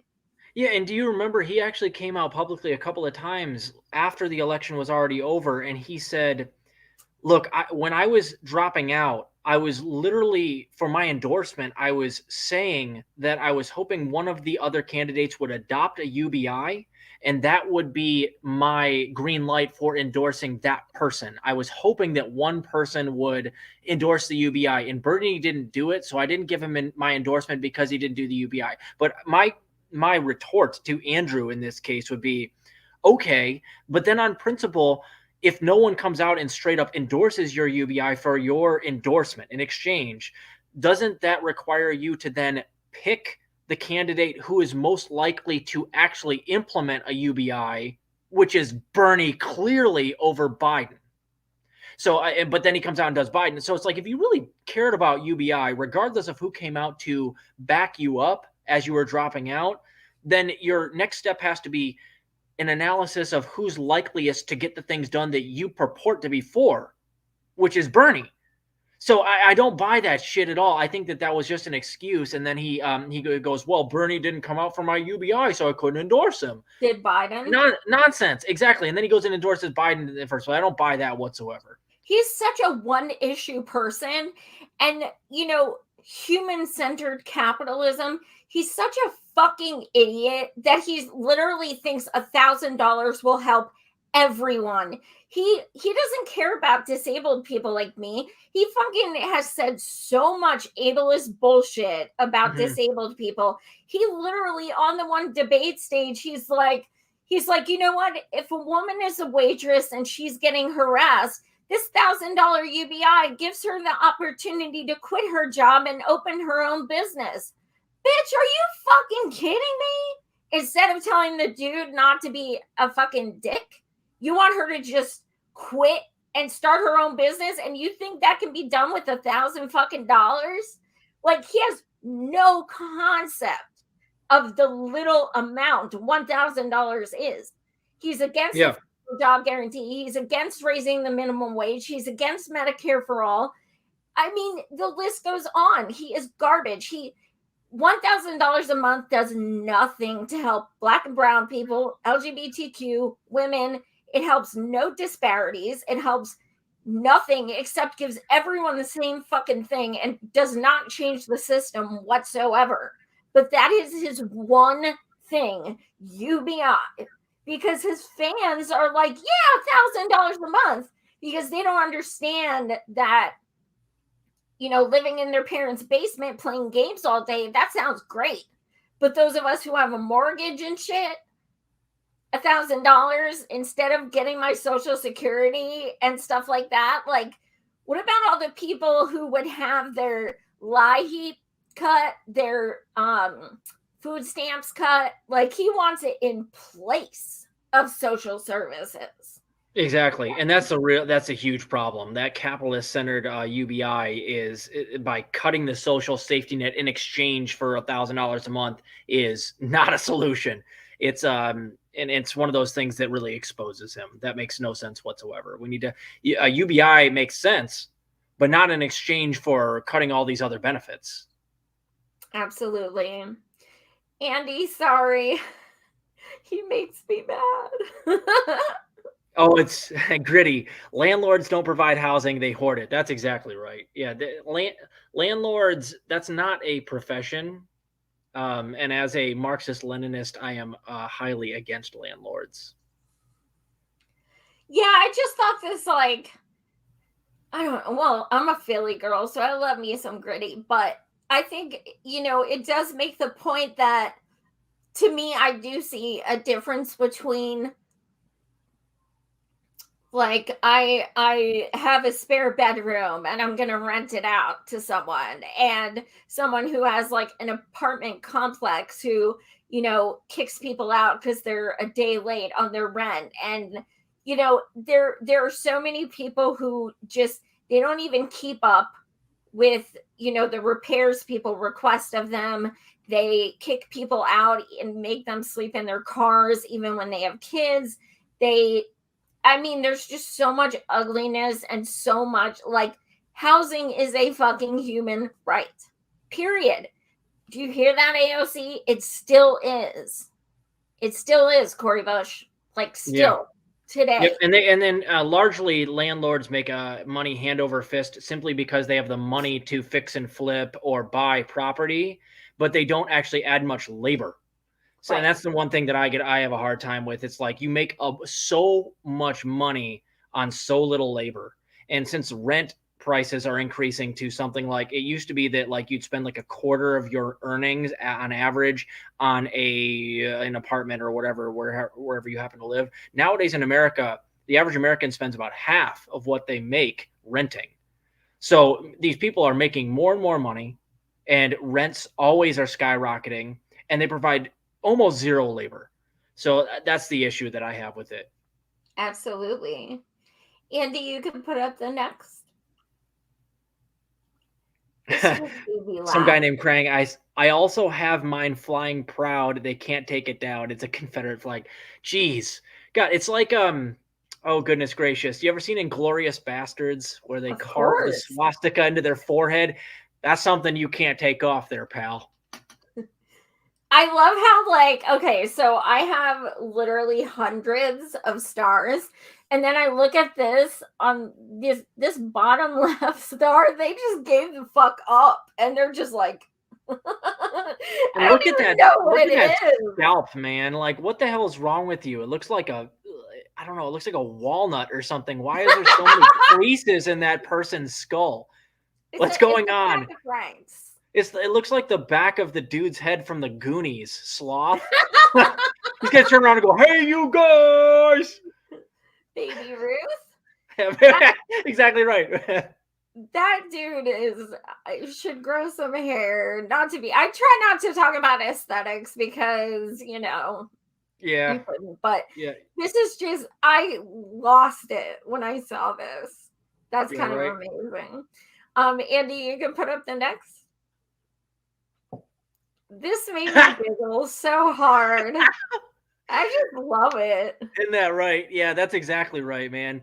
Did you see that one picture that was going around Twitter where it was the picture of all of them climbing up there, and then somebody pasted like Donkey Kong from the old arcade game, and they called it Honky Kong, and he's like throwing barrels down at the white people that are climbing up there. I was laughing so hard when I saw that too. Oh my god, that's exactly right, man.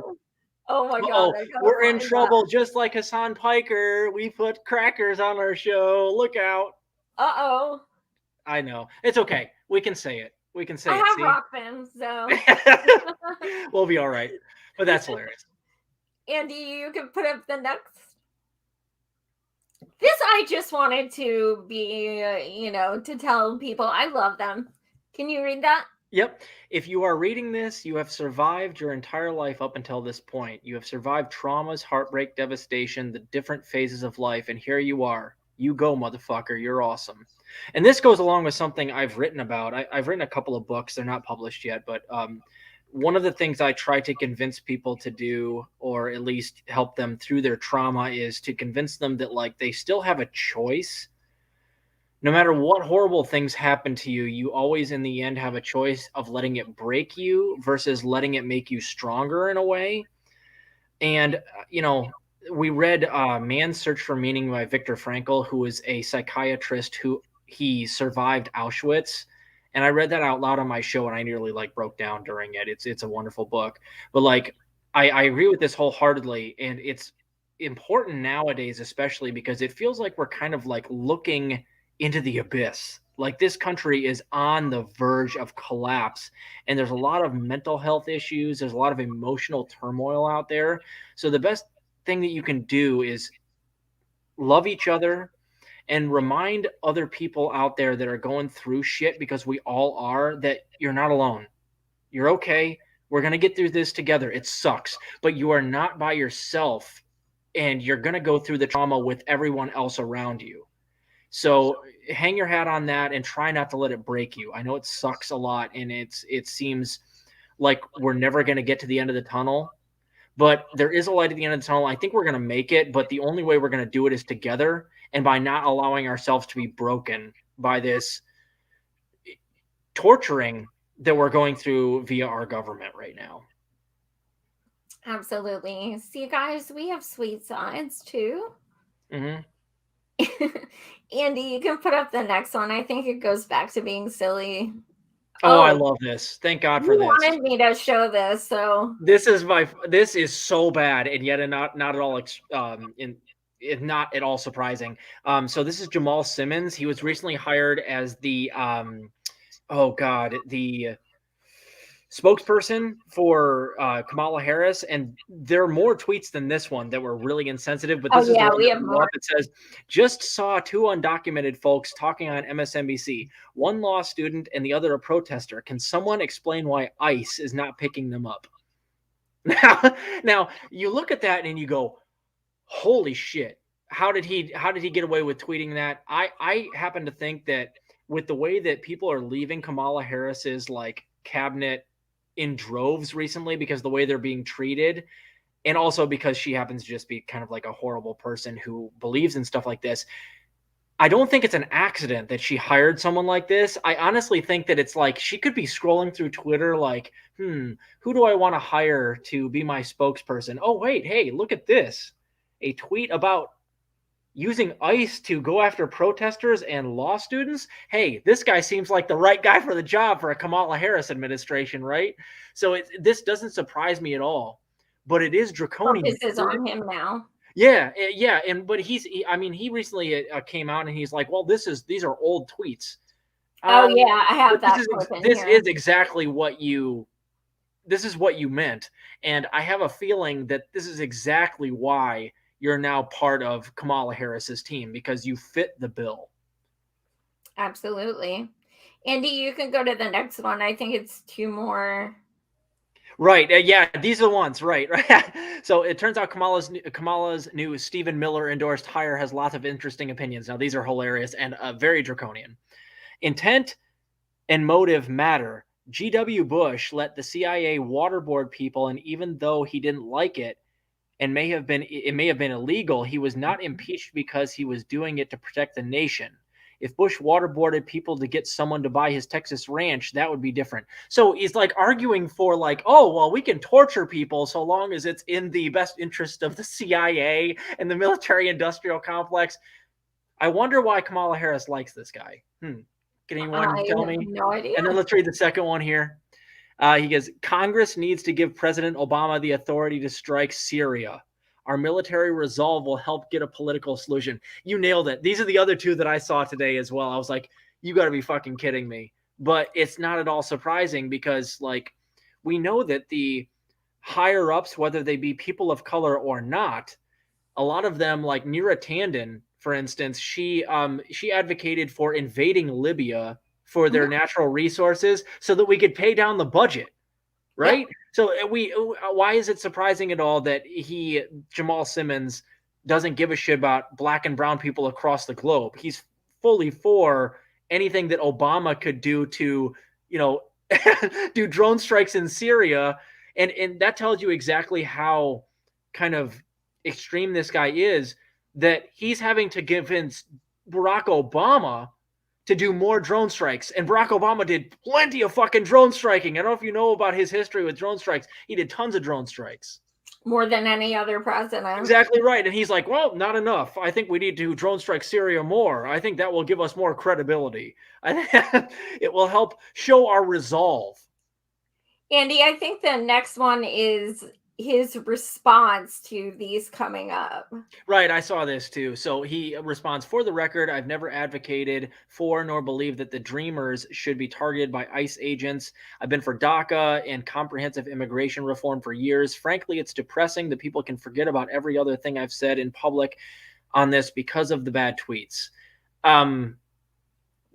That's not a real apology. I wish that he would just be like, you know what, I was drunk.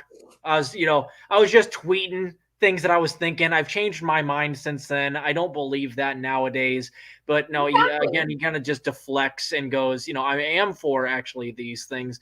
But I mean, like, if you were really like against ICE, we would have tons of tweets from you talking about how ICE is super draconian. But no, we don't have those tweets. What we do have are tweets of you saying that you saw some people who were law students and protesters on MSNBC that you thought that ICE should be going after.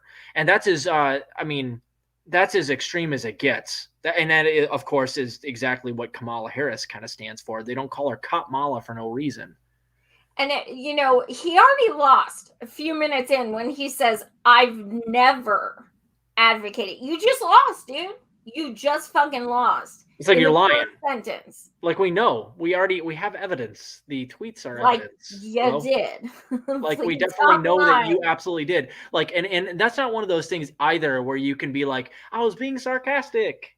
It's like, no. As a satirist, I know sarcasm when I see it. And that is not sarcasm. You absolutely believe that shit.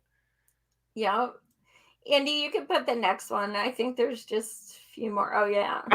American Idol star Clay Aiken eyes North Carolina congressional seat. And here's the sad state of affairs. I don't know anything about Clay Aiken that hasn't already been on like American Idol. I don't really know much about his politics, but I can safely say that if he runs and wins in North Carolina, that it might be an improvement. And this is a sad state that is happening all over in America nowadays, where you're seeing a whole bunch of people who are essentially just like celebrities who have a good reputation and good PR, able to actually make like viable runs in our Congress, in our politics. And is that a sad thing? Yes, it is. But our politicians are so dirty that you might actually see people that are previously just actors or singers or whatever making runs that are viable. So it's just kind of a testament to the cartoonish nature of American politics nowadays. Do I think that Clay Aiken has some great ideas? I don't know, but I'm fairly certain that whoever he's running against has worse ideas. So I don't know what to think. That is a shit lib. Yeah, it's like when Matthew McConaughey better than who's in there now. Yeah, and I was just making fun of Matthew McConaughey earlier for having no ideas, right? I was just making fun of him. But yet, if you were to tell me the brainless, not politically involved goofball Matthew McConaughey defeats Greg Abbott as the governor of Texas, I would still say with relative certainty that he can't possibly be worse than Greg Abbott. So it's like, go Clay Aiken, I guess. Like, I guess. I don't really know. I mean, we've learned reality game show people have made extremely great progress in politics. Yeah, and I mean, worked out well. And I mean, there are examples where like Jesse Ventura was governor of Minnesota for a while, and he had nothing but like being an actor. That was his claim to fame. He was in Predator as Old Painless, but he did a much better job than who he was running against. So it's like, do I want to see congressional candidate Clay Aiken? Not really. But do I want to see him beat the person who is a career politician? Kinda. Well, at least he's LGBTQ, so at least we've got some identity. Yeah, I mean, it's like, and I'd love to talk to him and ask him what his ideas are. I don't know anything about him, and I've been saying this for years that like we might be seeing weird ass shit like what if Jon Stewart ran for president? It's like, no. Do I think that Jon Stewart would be an excellent president? No. Do I think he'd be a better president than Trump or Biden? Probably. I don't know much about his politics other than what he said on The Daily Show and how he's fought for 9/11 responders and their health care and stuff like that. He's been vehemently fighting for like making sure that that we don't rescind our Medicare or our medical benefits to the first responders at 9/11. And see, that by itself, that's almost enough for me to vote for him over somebody like Biden or Trump, because I know that they don't really actually stand for anything at all. So it's weird, man. It's depressing in a way, because how cartoonish does our country have to be? We're going to be like the Simpsons movie where it's like Schwarzenegger or Jon Stewart or Will Smith or Oprah is going to be the next president of the United States. And is that a bad thing? Yes, it is. Is it a worse thing than Biden being president again or Trump being president again? I'm not so sure. I'm pretty sure that almost any actor I can think of is going to be a better president than Donald Trump or Joe Biden. Susan. Yeah, right. It was weird how we talked about that in the last episode we did together, and then like a day later, she was trending because of the Dems were trying to blame because of us. Lost. Yeah, it wasn't because of us. I'd like to think it was because of us. We're just that. It totally was. She's followed me for over 2 years. We hung out in New York a few months ago. It was because of us. And I would love, and if Susan Sarandon ran, even though she's just really an activist/actress, I would 100% support her and vote for her over anybody that is a career politician, without a doubt, 100%. Oh, yes. Absolutely. Andy, I think we have one more. Oh, yeah. So Biden literally gave him props today. Today? Oh, that's from today. Oh, God. Why is that not surprising to me whatsoever? and then of course Kamala Harris is going to be like, what the That fuck little do I girl say? was What the me. fuck do I say now? What the fuck do I say now? Well, I guess I have to do what Massa tells me to do. He says that Strom Thurmond is good, so I guess I have to agree, right? Oh God, why is that not And like, surprising whatsoever? okay, look at this. What are they called? Like women for Biden? Okay, first of all, you're nasty. Second of Yeah. all, they're posting this like it's a fucking good thing. Why are you sharing that? Oh, dude, it's Like racist gonna racist, dude. Like this is fucking gross. it But the is. fact that he says even Strom Thurmond, like Strom's a bad guy, but you just fucking eulogized him at his fucking funeral, but he's like, Yep. even Strom Thurmond wanted it. Yeah, and to be fair, Biden, he didn't just support voting rights. He's like, oh, even Strom Thurmond backed me up on busing segregation. Even Strom Thurmond seemed nice in person. Like, dude, you're just like, you're straight up like, it's so obvious that you are in cahoots with racists.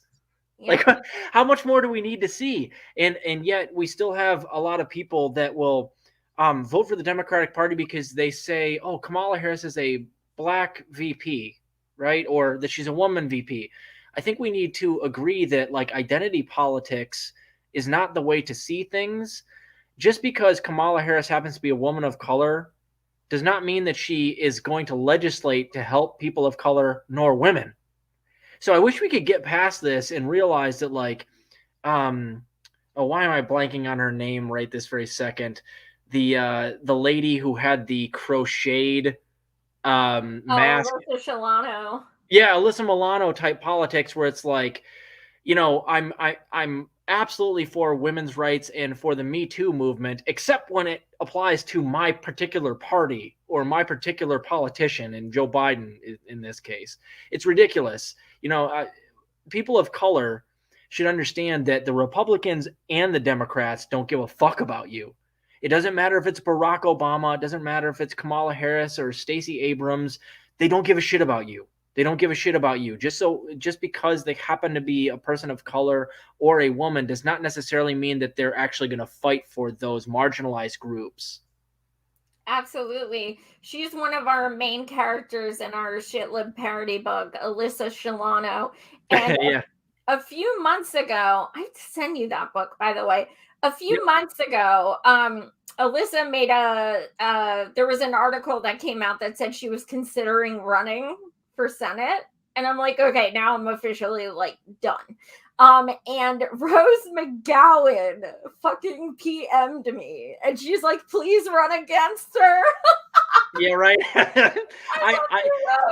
If Rose ran, I would definitely vote for her because at least I know that she's legit. Like I know that she's not lying to you and she's not co-opted by the establishment. No one who talks like her and absolutely eviscerates the establishment is co-opted by the establishment.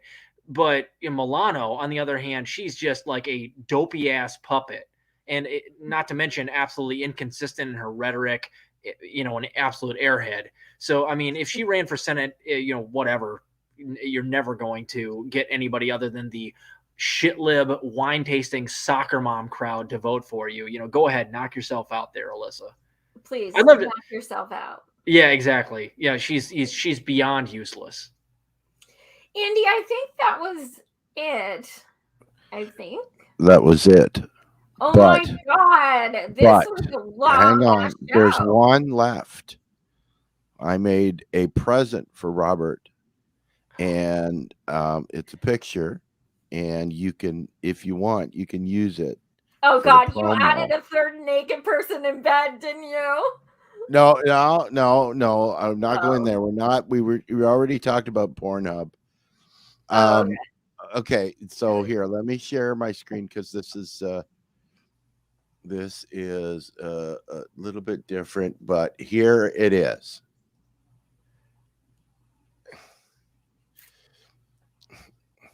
What does it say? No. The only people I murder are like metaphorically Kyle Kalinske and Ben Dixon and all those guys on my show. That is funny though. That is funny. I might have to put that as like my banner on Twitter. Oh my god! No. I will send it to you. Thanks, Oh man. my Thanks. God, Appreciate Andy, you're that. the best. No problem. Oh my Oh, it's god! funny. Well, thank you so Yeah. much, you guys, for tuning in. This was actually it went quite a bit longer than I thought it was going to, but thank you to all who stuck around. And again, we'll be doing this every 2 weeks on Tuesdays, The Damned. And thank you so much, Robert, for joining us. And thank you, Sir Andy, for being my behind the scenes engineer. Robert, where can people find you? Yeah, you guys can find me on Twitter, Rob_Beekner, B as in boy, UECHNER. That's my real name. And Robert Durden on Rockfin. That's where I'm uploading most of my content because I get censored like crazy on YouTube nowadays. You can find me, Robert Durden, on YouTube as well. And thank you, Joy and Andy, for modding and everything like that. I really appreciate you guys. This is always a lot of fun. So let's keep doing it. Oh, we will. All right. Have a good night, everyone. Much love.